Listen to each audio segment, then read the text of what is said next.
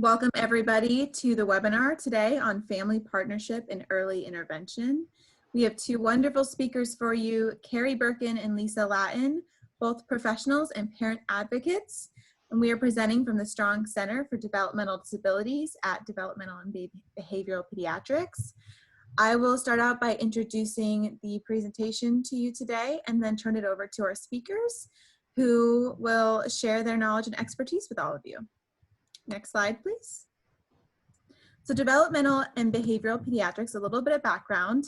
That is where we are housed at the University of Rochester Medical Center, although the Strong Center for Developmental Disabilities does serve the lifespan for people with disabilities.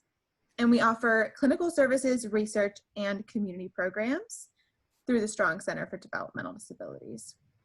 Next slide.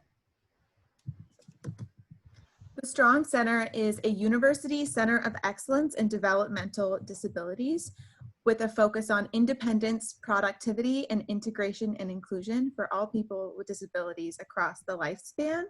We're one of 67 university centers for excellence in developmental disabilities, a member of the Association of University Centers on Disabilities, a network of interdisciplinary centers advancing policy and practice for individuals with disabilities, their families, and communities through research, education, and service. At the University of Rochester, as I mentioned, we're housed within the Division of Developmental and Behavioral Pediatrics, but we do serve people across the lifespan. And we believe that people with disabilities have the right to live fulfilling and independent lives as active and fully participating members of their communities. Next slide, please. Quick overview of the webinar series. It is part of a grant through the Department of Health called IFACT, which is Improving Family-Centeredness Together. It's part of the New York State Systemic Improvement Plan, ESIP, which is aimed to improve family-centeredness in the early intervention program in New York State. Next slide. Some quick housekeeping for today. So we have 10 webinars which ran from September 2019 all the way through September 2020. The webinars are all recorded and they're available for viewing through our website and on our YouTube channel, which is Pediatrics URMC. They will also be available on the New York State Department of Health's Learning Management System. You can receive a certificate of completion. You must complete the satisfaction survey emailed to you after the webinar or available on our website. And early intervention professionals can earn 1 hour of credit towards their professional development requirements. But please allow for some time after you complete the survey to receive the certificate of completion, and it's not an automated process. Okay, so now I'm going to go ahead and turn it over to our speakers for today, and they will share all about family involvement in early intervention. So just a couple of learning objectives. We'll just run through these really quick. We will learn about the importance of language in relation to evaluations in order to better support family engagement. Family engagement is something that Lisa and I are all about. Participants will be able to define family-centered care and identify the competencies and communication practices that promote equity while establishing family partnerships. Family partnerships is something else we're all about. And participants will be able to identify the key components to implementing effective parent advocacy and educational support programs for families to promote ongoing family engagement in their child's healthcare and education. So this is me. My name is Carrie Burkin. I have had a long road in advocacy. It started out in women's health, and I transitioned to HIV prevention education. And so that's kind of where I got my legs of advocacy and community education and learning about differences and stigmas attached to different groups and how to be an ally. And I learned a little bit about policy. So I took all of that knowledge and transferred it over to my personal life with my daughter, Ella. And you can see these are my daughters, Ella and Grace, in the corner. Grace is 15 and Ella is 17. And you may or may not be able to tell by the picture, but Ella has Down syndrome. So when Ella was born with Down syndrome, I took my love and passion for advocacy and applied it to my personal life. And I joined Flower City Down Syndrome Network, where I met a wonderful, beautiful group of friends that 17 years later, we're still friends. And I also started to run the new parent group, which was fulfilling for me, but also a great ability to network and learn. And through the people I met through that group, I actually got a job at a nonprofit here in Rochester called Starbridge. I worked there for 7 years, really building my understanding of the world of disabilities, not only the world that Ella lived in, but all different types of disabilities, and more of the factual, not just the lived experience, but the factual pieces, the policy pieces, the advocacy pieces, the educational pieces. I learned how to not only navigate that for myself and for Ella, but also for other families. And then 3 years ago, I was lucky enough to have an offer to come join the team at University of Rochester Medical Center, more specifically Strong Center for Developmental Disabilities. And this is where I currently work, and I do work in policy and advocacy and education. I'll also train people in the clinical environment how to provide better patient-centered care for people with disabilities. I'm happy to be here. Hi, everybody. Thanks for that intro, Carrie and Jen. My name is Lisa, and I too, like Carrie, use what I had known prior to having a son with a developmental disability, and really took all of that knowledge I had from the education realm and tried to apply it to helping other families understand systems, because as you know, they can be pretty overwhelming when you initially receive a diagnosis for your child, and really understanding how all of those systems come into play. And that's where I try to focus my advocacy, and definitely my role at the University of Rochester right now is helping families to walk through that process from initial evaluation, diagnosis, and then, you know, what's the plan moving forward. So my son is now 16. So we've been on this path for some time. He was diagnosed just shy of his 2.5-month birthday. His diagnosis really changed what my professional life would be, and it changed it in a wonderful way. And like Carrie mentioned, I've met some incredible people, parents that have really guided me early on, where I just didn't seem to know what to do and where to go, because it can really seem overwhelming. And, you know, that's still true today when I meet with families, is just the overwhelming feeling upon diagnosis of what do I do next. Helping train up that next generation is really important to me, because I had really strong moms and dads supporting me in the journey. So I really feel a sense that I need to do that for others. So in my free time, I love to travel, which is pre-COVID. I know nobody's traveling anywhere. Bake, garden, and spend time with friends. Thanks, Lisa. I love the shirts in these slides. You know, aren't they fabulous? We're a little so great. obsessed with Sesame Street, and ketchup really is the only vegetable he eats. So, you know. Oh, I understand that well. So just some topics we'll explore together, some things that Lisa and I will be discussing back and forth, evaluations, a little bit about under the microscope, and we want to highlight what you say matters, what we all say matters. Family-centered practice is something that we are big components of, and we believe in it deeply. Resiliency is an obsession of mine, so I have some information to share about that, and the coping states as well. And then Lisa's going to talk a lot about transition to preschool, special education program, and services. So that's sort of what we have on the menu for today.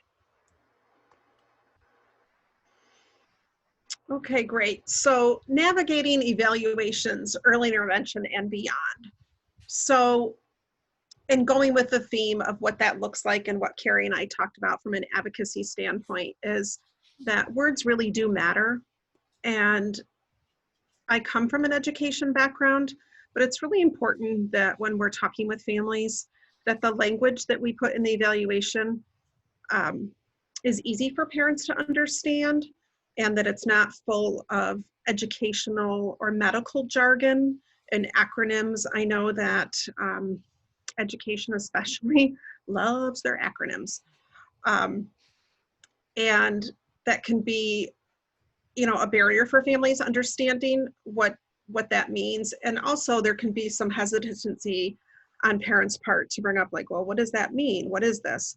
Because early on in the evaluation and diagnosis process, parents are really inundated with so much new information, and that the evaluation should really reflect the whole child and not just be deficit-based. Understanding that services arise from being deficit-based, but just being very mindful of the fact that this is a very emotional time for families, and just to be gentle with them. Understanding and working with families that it's never too soon to assess. So when families are getting their early intervention services and other red flags are present, is just gently guiding families and giving them information like could be another avenue to explore. And really countering the biases that the child will outgrow, this diagnosis. I still hear that from families that, not understanding that developmental diagnoses don't go away, that a child has those for the rest of their life. And it's just a lot of education around what developmental diagnosis would be, and helping families to understand what that means, but not be too overwhelming. And that's a lot easier said than done. And so I find, and Carrie, I'm sure can speak to this when she talks about resiliency, is families have so much information coming at them that it can be hard for them to process and hard for them to move toward a point of action, because it's so much. It's almost like it's so overwhelming that you don't do anything. It's too much. Yeah, that situation of getting stuck. Absolutely. Yeah, it's like, and I always try to tell families, I know the urge is I need to fix all of these things, or I need to do interventions for all of these things, but maybe picking 2 or 3 items, and those are the things that we work on. And, incrementally go, because how your child looks at 3 is very different from how your child looks at 11. And just understanding that process. Next slide, please. So types of evaluations within early intervention.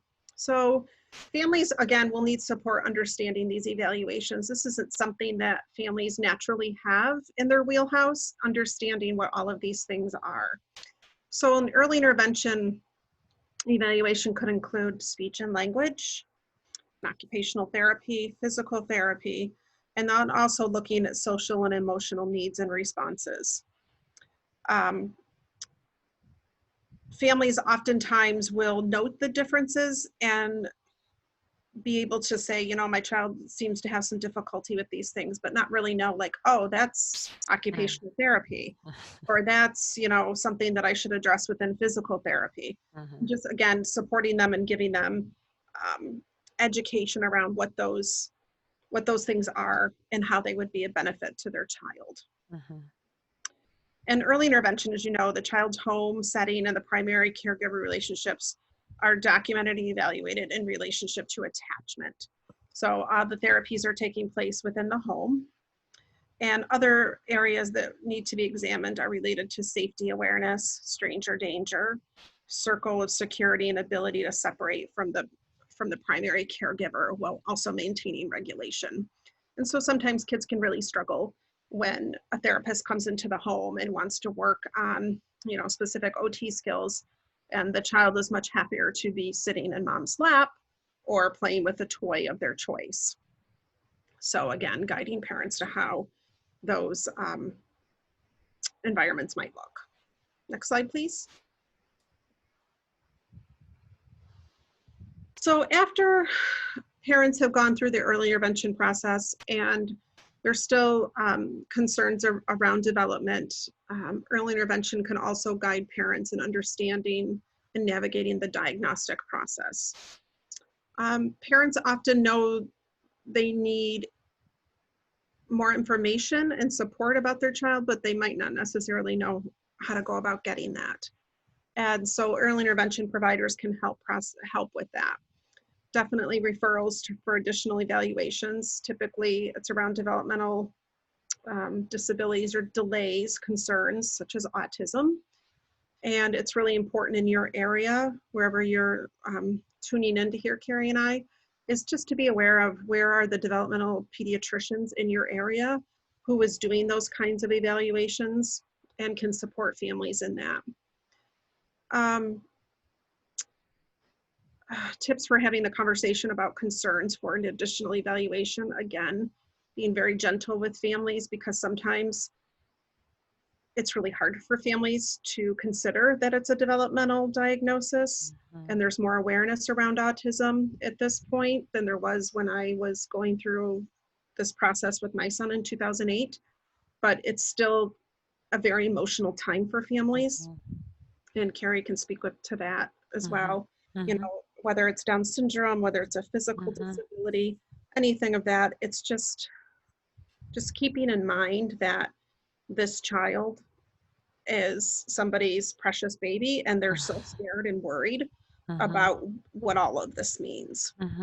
And I certainly, you know, still with my son being 16, there's still moments that can be overwhelming to me. And I feel like I'm pretty well versed with all of this stuff, but it can be. I don't know, did you want to say something about that, Carrie? I just think, you know, bits of information at a time are probably the easiest to digest, just like anything. I think a lot of times when families enter into early intervention, they're not fully acclimated to the disability or the delay or whatever's going on in their house with their child. They're just typically they're in the early stages and they're just learning because they have little ones, right? And so it's just kind of the beginning of the journey. And so there's a lot that they're trying to cope with. And so I think even, you know, this makes me think of a story about one of my friends who has a son who went through EI. He's probably 11 now, but he went through EI and he had an original diagnosis of delay, and they weren't really sure exactly what was causing the delay. So while he was receiving services, he was also being tested for multiple things. And they were traveling to Cleveland to go to the Cleveland Clinic to try to get a diagnosis and all these other outside tests outside of what was happening with early intervention.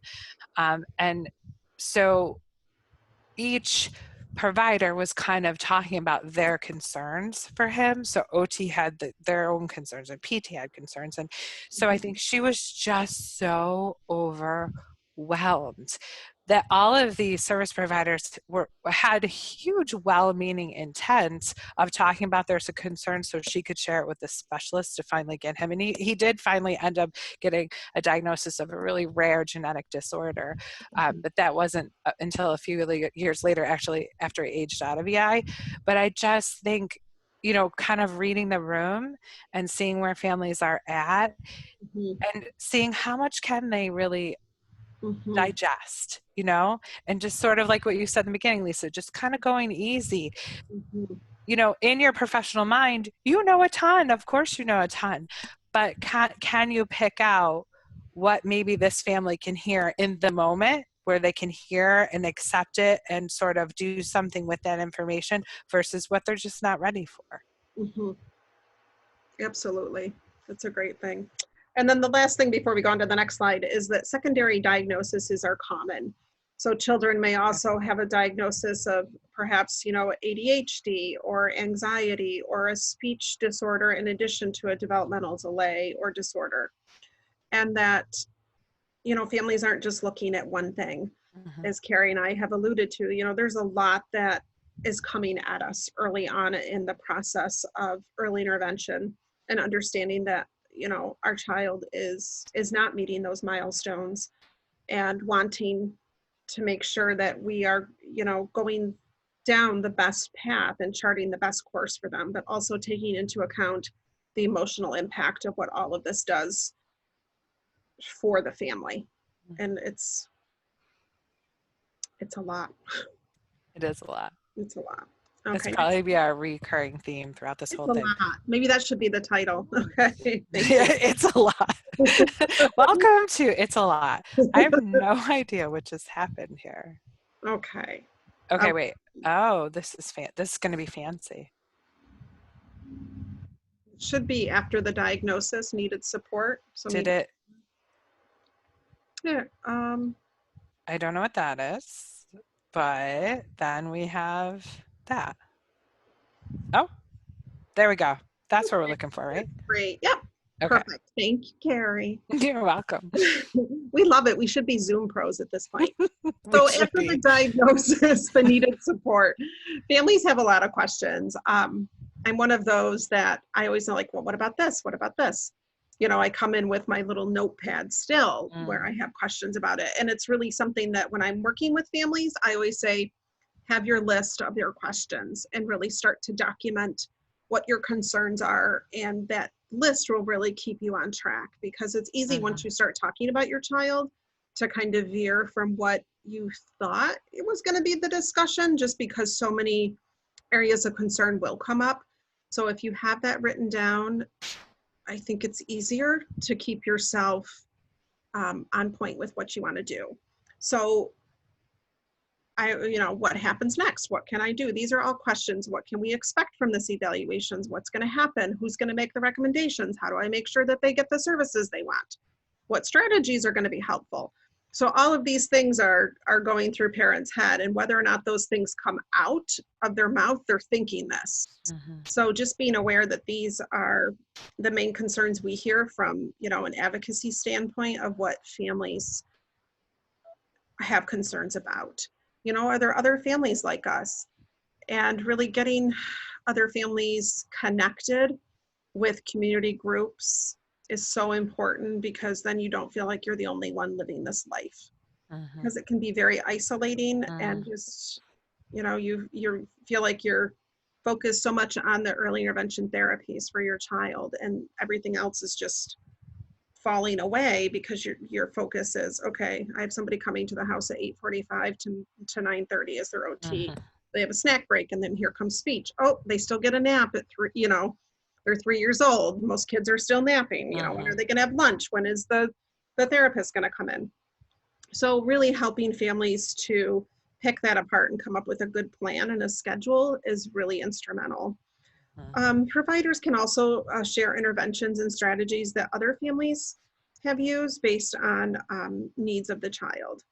And really important to remind families that they're not alone, that there is a community of support, and really finding out what those parent organizations are within your area and being able to point families in that direction. I know that was really key for me. Absolutely. Next slide. Oh. Family-centered practice. Oh, so fancy. There you There's go. just words getting thrown all over the screen. Family-centered practice is something that Carrie and I are really focused on as well.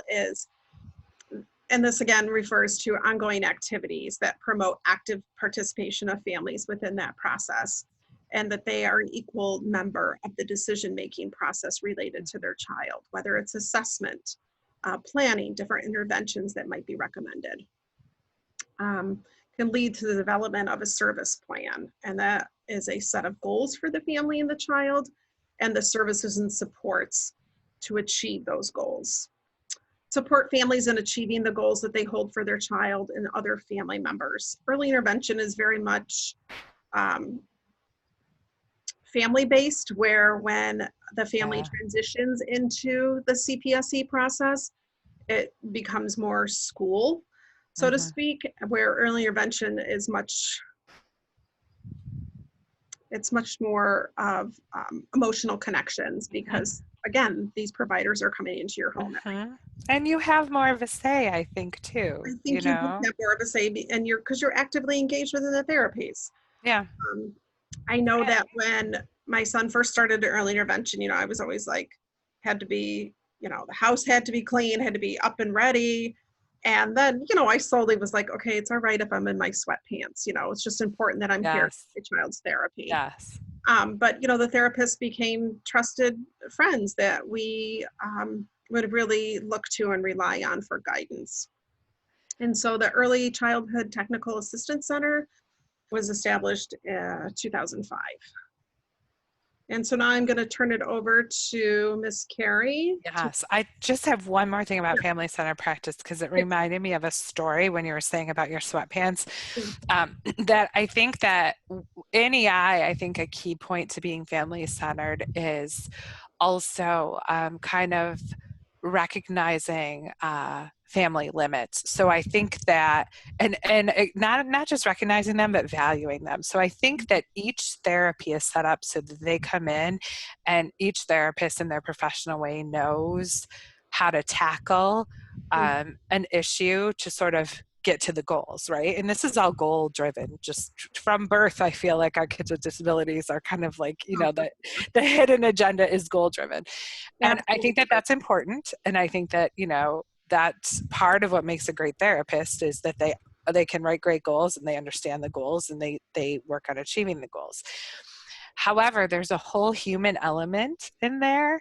And I think that I remember back to a couple of instances. Well, so Ella did around the same time as Ian did early intervention in 2003 when she was born. She started PT at actually 5 weeks old, which blows my mind now, but that's how it worked. 2003, EI had a lot of funding, a lot of resources, and so they really handed out a lot of services. So Ella had PT 5 times a week, she had OT 3 times a week, she had speech 3 times a week, she had music twice a week, she had special ed 2 times a week. So if you look at that, that's a lot. So I'm a new mom. She's my first child. And I just couldn't wait. Before she was born, we didn't know she had Down syndrome. I just couldn't wait to bring her to Jamboree, to be honest with you. Like, I was excited to do like mommy and me stuff and go places and do things. I didn't know that early intervention was going to be a part of our life. I didn't even know what early intervention was. And so I think honoring the fact that families still need to be families, that fun still needs to take place, that normalcy is really important to these families. And so I used to get these yellow sheets with homework. And I appreciated the fact that I was being included. And I appreciated the fact that my PT, who was fantastic, well, she wasn't my PT, but she felt like my PT because I was so connected to her. She was Ella's PT. I love that she had the wherewithal to give us assignments, but I never did them. And I felt horrible about it. But I never did them because I was also just trying to be a mom. And at one point, she would take the cushions off the couch to help crawl. I mean, PTs who are listening to this, you probably know exactly what I'm talking about, but it was like to help crawl or something like that up the cushions. So that meant being the person that I am, had to vacuum my couch. Who vacuums their couch every week? No one on the planet, but I did. Goldfish were in there. Yeah, exactly. And so I really got burnt out, trying to do this homework and vacuum the couch cushions. And eventually I just stopped. And I told her, I was like, I can't, it's a source of guilt for me. I want to help Ella develop, but I just can't do this and normal life. Right. And she was very understanding and we reworked it. So I think sometimes, again, I'm going to say reading the room a lot. That's sort of my favorite thing is parents won't always offer up this information, but it's really important to have your family-centered ideas. So when you come up with the goals and objectives, make sure that how they're carried out is also going to really fit this family, no matter what their barrier is. It's couch cushions, time, work, other children, maybe aging parents, who knows what goes into a life, but just being aware of that. Absolutely. Okay. What a good segue into resilience. Resiliency, I know. So resiliency is something, so these next few slides are pieces of a broader presentation that I've given with different people in different places for different audiences. But I just kind of wanted to share these pieces with you because it's something I think that we all know. This isn't necessarily new information.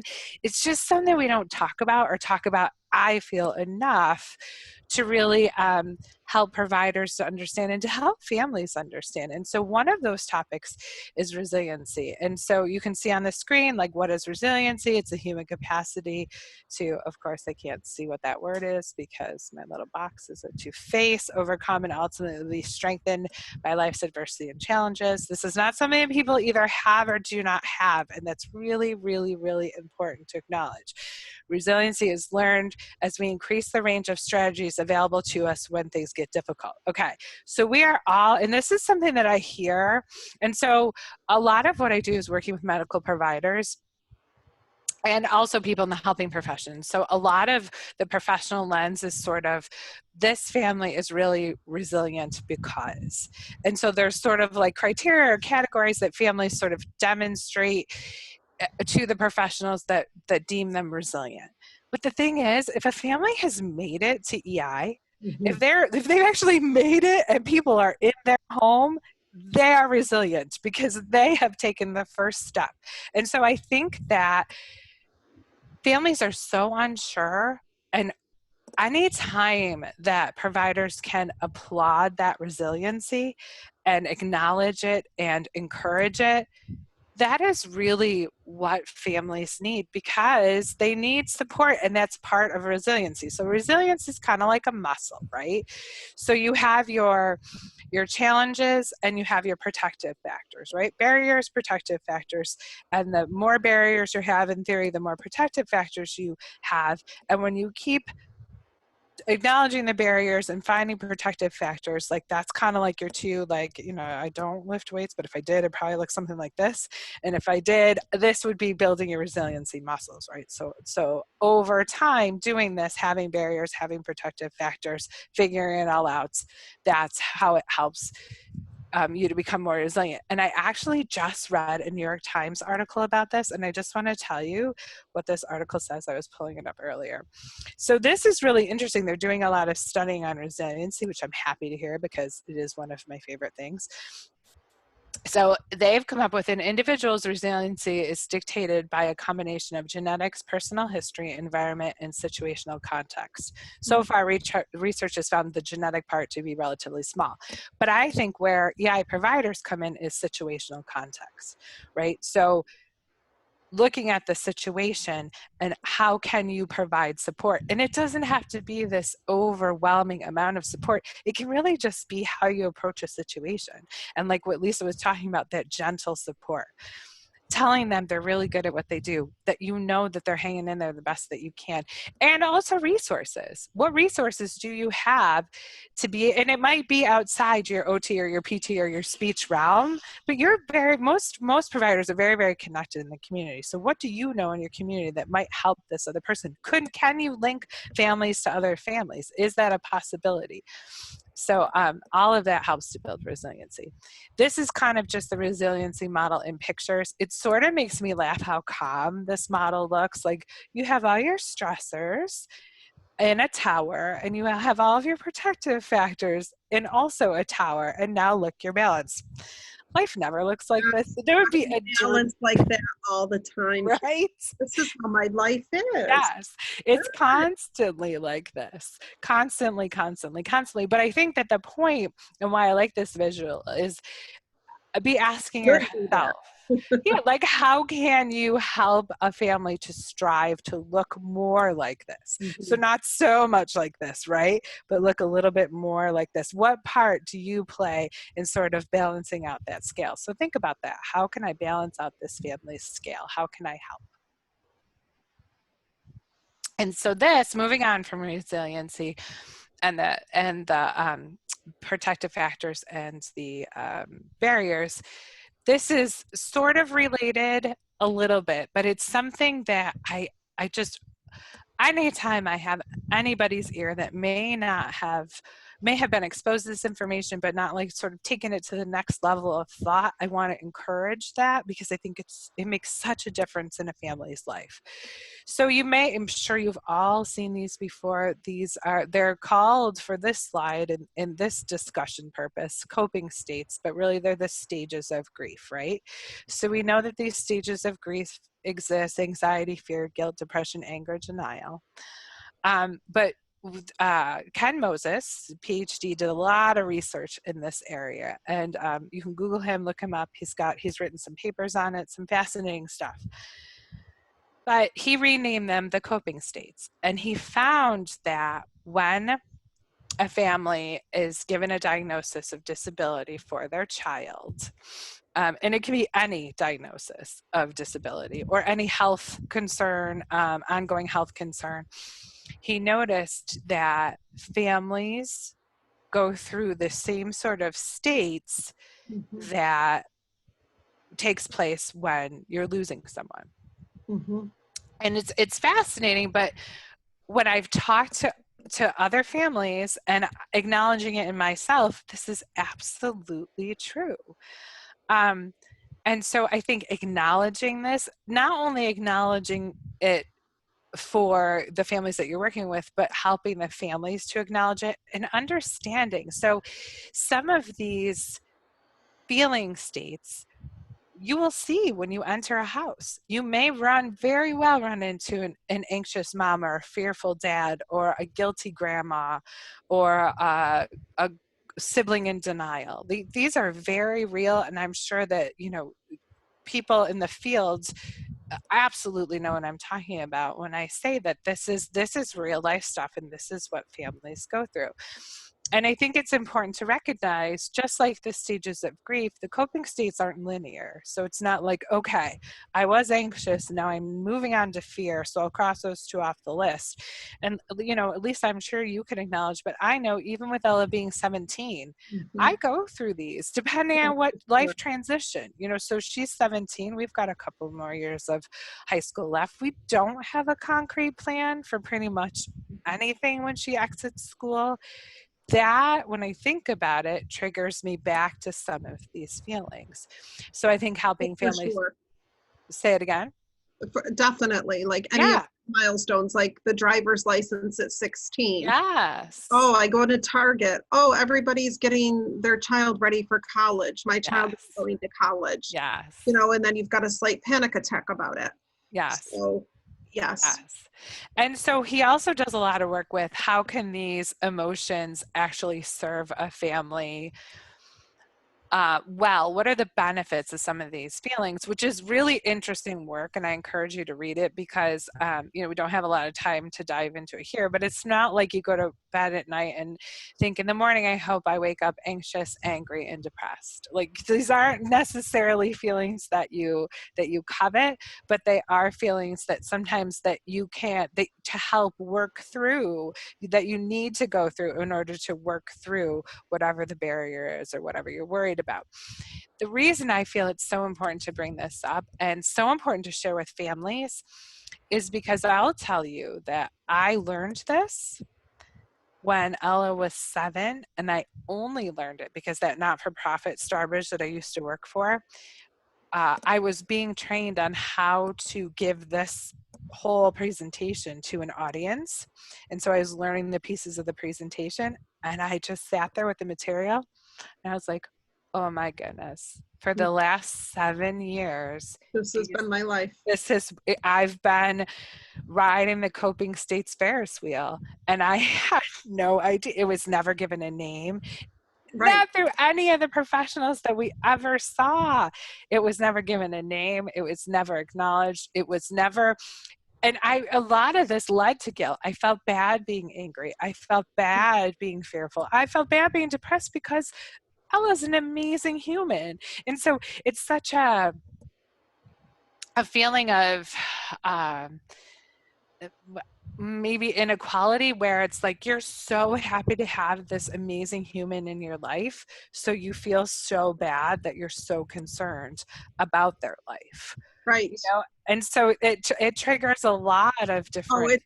It triggers the guilt. And I can remember crying to my mother once, and Ian was in preschool, and I said, why can't he just play like all the other kids are? Like, why does he always, everything has to be work for him? You know, and I still have those moments where, and I think it's giving yourself permission to feel that, because I think there's a lot of mom shaming and mom guilt, like, just do it, suck it up and do it. This is what your kid needs. So.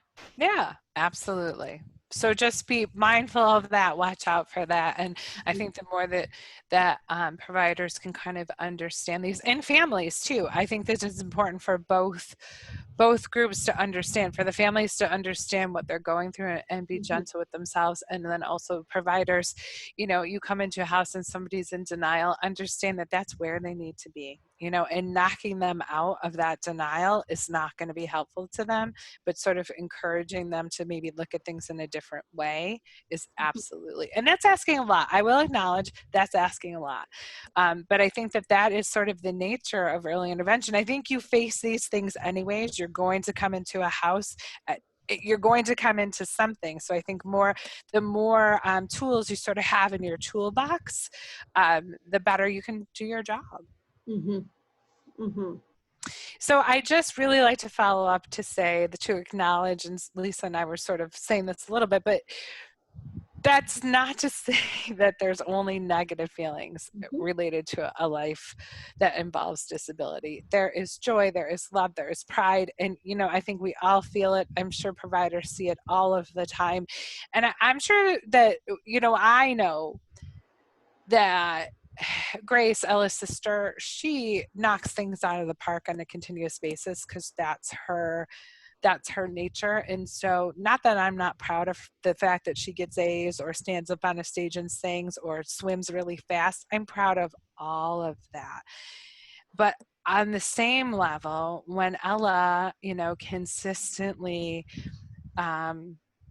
you know, like one of her dedications is to make her bed. And when she first started making her bed, it was just like, it was still a messy bed, you know, but she was getting the idea of it. And now she makes a perfect bed. But it took months and months of practice and talking through it. But it's something that she wanted to do. And of course, I'm going to support that. But, you know, bed making might not always in all arenas with all kids be celebrated, but with Ella, the pride that I feel when I go in and see that perfectly made bed is huge. And it's the same pride, it's the same level of pride when I see Grace swim really fast in the 500. So it's all relative, I think, and but it's all worthy. It's all worthy pride and feeling of joy. Oh, that's such a nice story. Yeah, thank you. Gotta add the joy in there. For sure. Well, yeah, because I'm, you know, the crazy, like when Ian does something, you know, I would jump up and down. I'm like, yeah. And he, you know, the big smile on his face. Yeah. I got it. But our people deserve to be celebrated, right? 100%. Absolutely. Because everything comes so much harder. Yes. So yes, it's sweeter by that. Okay. And after that lovely story, now we'll go into understanding the transition to preschool education programs and services. So as we've talked about, EI services are primarily home-based. Parents are a central part of that work along with the therapists. Preschool transfers the service delivery to a center-based model with push-in services.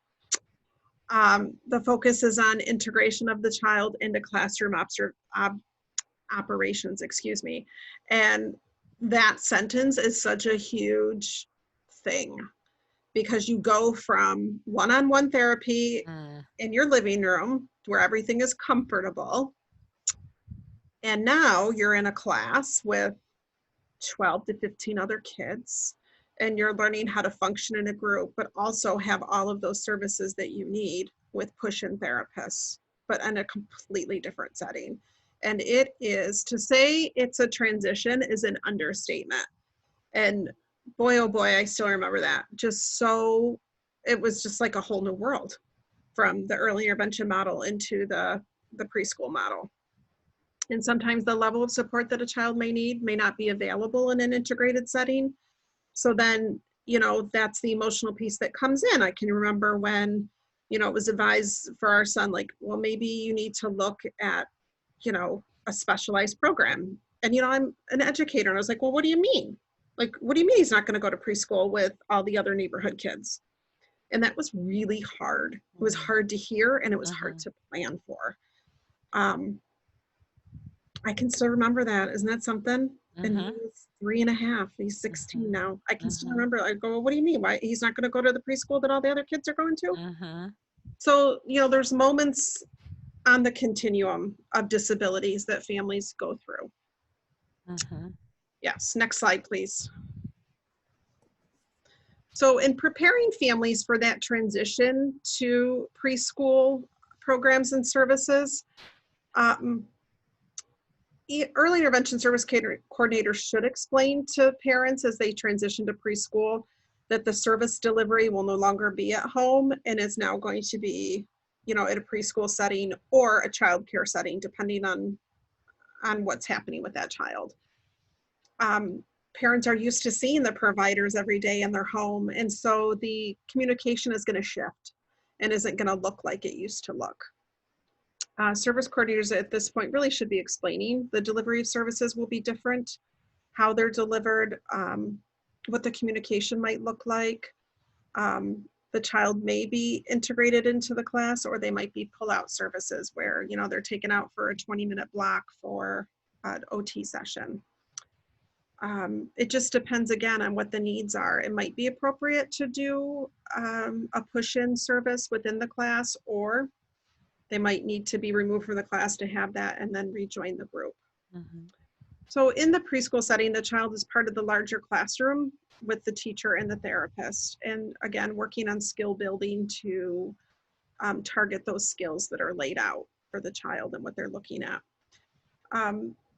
Early intervention service coordinators should work with parents to identify available preschool programs that will be able to offer the level of support and type of programming that the child will need to be successful and continue with those skill development areas. Yeah, and like you said, this is a huge transition, Oh, it's such a and huge it's transition. and if you think about it, it's one of the bigger ones just because it's your first transition. And so any support that the team can provide is definitely support that's appreciated. Yeah, and that, trying to give families this information because it is such a large jump from early intervention in-home services to school. And I think too, because your kids are still so little. They're so little. They're babies. They really are. If you think about the ages, they really are so little. I know. Aww. So next slide. Yeah, transition from early intervention to the CPSE. Early intervention provides training specific to transition. And this information can be found on this website that Carrie has up. It's using curriculum approved by the Department of Health, and the training is offered to early intervention professionals and families. So you can click on that link for more information. All right. Next slide. Got it. Go ahead. So strategies for capacity building, and this really dovetails nicely into the resiliency piece that Carrie was talking about, is an early intervention service coordinators play an active role in helping to develop and monitor this service plan for the child. And then as the child moves into the preschool program, the program is now managed by the school district, and parents are playing an active role, but it looks very different from early intervention sitting in my living room. So the parents' background and skills are going to be broad in terms of them understanding this and seeing where they fit into this process. And one of the biggest things, and I can say this from my perspective and what I hear families say, is families want to be a part of this, the decision-making and the conversations. And so sometimes when you feel like maybe you're met with a little resistance from families that comes as anger, it's because it's that they're giving you their baby, and now somebody else is making all those decisions. So just trying to keep families at the forefront of what those decisions are can eliminate some of that, what looks like anger. And I think that that's a really good point, is that, in a typical situation without services, you're, as a parent, you're in full control. You know, you are the parents. Mhm. And so, or family members, you know, not necessarily parents raising the child, but family members, whoever is raising that child is usually you call the shots, you know. And so to have all of these outside entities involved in a life so early, it does feel foreign, and it does feel like it is a big loss of control. And then, you know, the services that they've been given through early intervention, now it's up to a CS or CPSC chair whether or not those services will continue. That's really nerve-wracking. Mhm. And that does provoke a lot of fear and a lot of anxiety for a lot of families. And I think that's all very normal. Well, and I think I was unprepared for, here's my 3.5-year-old, and I'm sitting around this table, and all these various people are talking about him and what the needs are. And I'm sure that those early meetings, I didn't handle myself in the best way, because I was just like, whoa, wait, what's going on? Who's making this? And how's this going to look? And, just parents having the information. But I also think it's a challenge too to witness your kids being under such a microscope at such an early age. And we don't do that to kids that aren't receiving services, you know?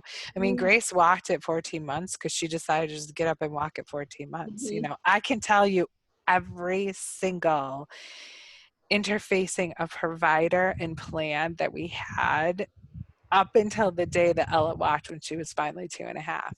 And so it's a very different journey, and a lot of pieces are very much under the microscope, and so you feel exposed, and that doesn't always feel great.